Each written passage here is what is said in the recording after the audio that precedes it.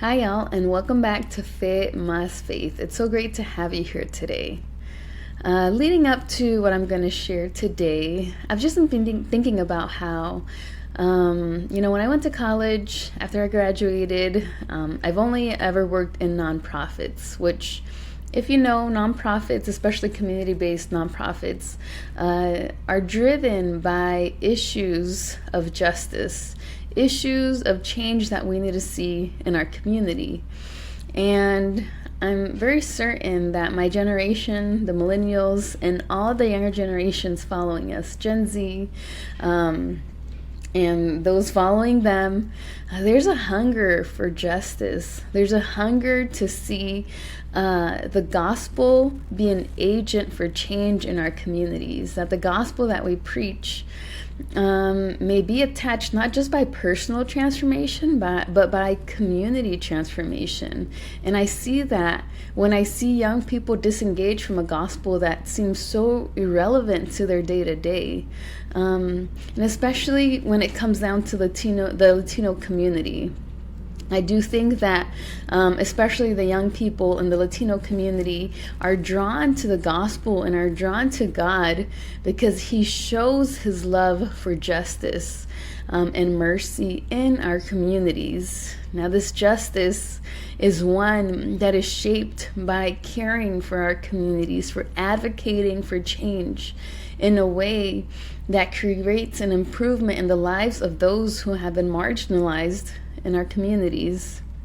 And sadly, I've seen people disengage from Christianity because they don't see the evidence that God is a God who cares about justice. Now, sometimes this does have to do with the fact that Christians just don't live this out, this element out of our faith. But I think the other issue is that too often people disengage before giving God a chance.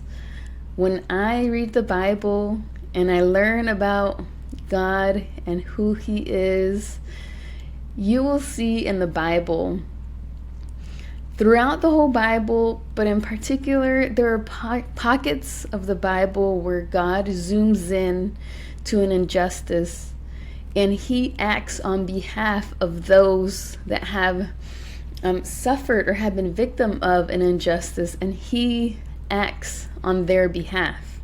Today we're going to look at Genesis 31, but there's just so many places in the Bible where God shows his care for issues that to this day affect our community. So in Genesis 31, we see Jacob. Jacob is the son of Isaac. His twin brother is Esau, and Esau was a firstborn. And when it was time for him to get his blessing from his dad, Jacob went in and deceived his father, and he received the firstborn blessing from Isaac, even though he was the secondborn. And we see that Jacob, out of fear that Esau wants to do something to him, wants to harm him for that deception, Jacob runs away and he flees to his mom's homeland. And in his mom's homeland, that's when we hear the love story of Jacob and Raquel, that Jacob worked 7 years for Raquel, but Laban, the dad, played him and gave him Leah instead. And then Jacob had to work another 7 years, 14 years for Raquel. So from the get-go, we just see a lot of fishiness from Laban. But Jacob continued to live with his father-in-law. And in Genesis 31, we see where God is beginning to tell Jacob, hey, it's time for you to go back home. Your time here is done. And the Bible zooms in to Jacob's experience with his father-in-law.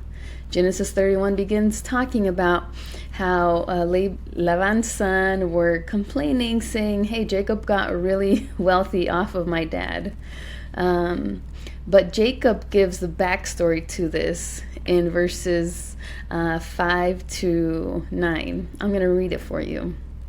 He said to them, So this is Jacob talking to his wives. I have noticed that your father's attitude toward me has changed, but the God of my father has been with me. You know how hard I have worked for your father, but he has cheated me, changing my wages 10 times. But God has not allowed him to do me any harm. For if he said, the speckled animals will be your wages, the whole flock began to produce speckled young. And when he changed his mind and said, the striped animals will be your wages, then the whole flock produced striped young. In this way, God has taken your father's animals and given them to me. So Laban is just not a very friendly or kind man. And he played Jacob in so many layers with his daughters, with Jacob working for Laban. He was not kind to Jacob, and he was unfair in his wages. It says here that Jacob says that 10 times Laban cheated him and changed his wages. So the Bible zooms in to this pretty small issue in the grand scheme of Jacob's life, but we see here that God is zooming in intentionally on this because God is a God that cares about justice. He takes notice when there is an injustice. Jacob was not paid fairly by his father-in-law, and yet we see here how Jacob acknowledges it's God who took care of me. Because when my father-in-law would say, hey, the speckled animals could be yours, all of a sudden the animals are just having speckled animals. And then they're like, oh no, well then let's just do the striped ones. And all of a sudden all the striped animals are Jacob's. Like, even with Laban being such a fishy man, God still took care of Jacob. Verse 9, he says, and in this way, God has taken your father's animals and given them to me. Ooh. Laban thought that he was playing Jacob, but God was the one playing Laban. But this scene just speaks to how God takes notice of injustice. God takes notice of those tiny details that society often overlooks. And although this is something that Jacob experienced, I still see this in my community so often. A great majority of the Latino community are working so hard, but they're not paid the best wages. And yet, I see God's wonderful provision for my community because God takes notice of the injustice and he provides in a miraculous way. I mean, I've heard so many testimonies of people that say, I've been living paycheck to paycheck and yet I have never lacked anything. That's what Proverbs 23 says. People that don't have access to health insurance, God miraculously heals them. People that have been stopped by the police and were afraid of being deported are able to go home to their families safely because the system thinks that it's playing the immigrants in this country, but this country forgets that there's a God who is taking care of his children who are in this country that are marginalized, that often suffer because of employers that do not pay them well, because of a system that does not give them access to care that they need to thrive in this country. But God zooms in to that injustice and cares for those that are on the margins. And that is what convinces me day in and day out in my own pursuit of justice, in the efforts that I make to advocate for change, whether it be, at the poll, or speaking to leaders, or engaging young people in this conversation, I think what I am reminded is that I'm able to do that because I serve a God who takes notice of injustice. He takes action. And because of that, that drives me to do the same. And I think that this is what the younger generation needs to pay attention to. If you ever feel like you want to disengage from Christianity, from the gospel, from God, because you feel like God doesn't speak to injustice enough, I would encourage you, do a reading plan of reading through the Bible for a year. Like, just take that on as a challenge and do it. And your eyes will be open to see that God is not only a God who takes notice of injustice, He steps in and acts on behalf of those who are marginalized, and He cares for them in a way that the systems of this world cannot. And this is specifically so near to my heart because I remember in college, I started getting fired up, right? It was like, oh yeah, this idea of justice. And I began pursuing secular voices of justice that did not mention God and who He is.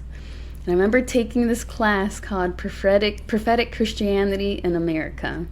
Now, coming in as a Pentecostal, I thought this class was going to be about literal prophecy, like the way that we see in our churches, or looking at the prophets in the Bible, which we did.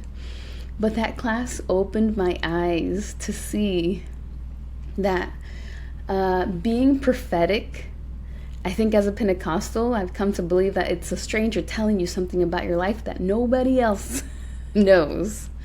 But according to the Bible, the prophets in the Bible, they were people called up by God to speak to the people of Israel for the injustices that they allowed to happen when God had called them and ordained them to live in mercy and to care for those that were marginalized, and Israel was not doing that.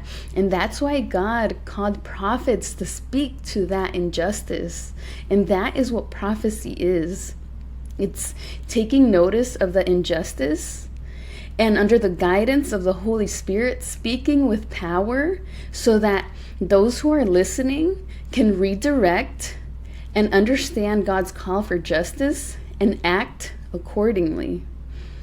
And what opened my eyes most about that class was learning that in the early 1900s, when child labor was still in existence, it was the church that catalyzed, that mobilized the country to create laws to protect our children and to enact child labor laws.